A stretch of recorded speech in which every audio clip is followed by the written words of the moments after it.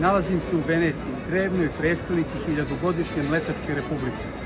Iz ovog grada potiče prva srpska kraljica Ana Dandolo, supruga kralja Stefana Prvovenčanog, ali i unuka velikog mletačkog dužda Enrika Dandola. Poznat je po svojoj ulozi u Četvrtom krstaškom ratu u kome je zauzet i opljačkan Konstantinopolj 1204. godine. Naime, on je toliko mrzeo svog starog neprijatelja, vizantijskog cara Manuela I. Komnena, da čim je ušao u Carigrad, tražio je da ga odvedu u hram Hrista Pantokratora, carski mauzolej, ušao je u kriptu sa krstašima i naredio da izvade njegovo telo, a zatim da ga bace u vatru. Nakon što je telo počelo da gori, naredio je krstašima da mokre po njemu.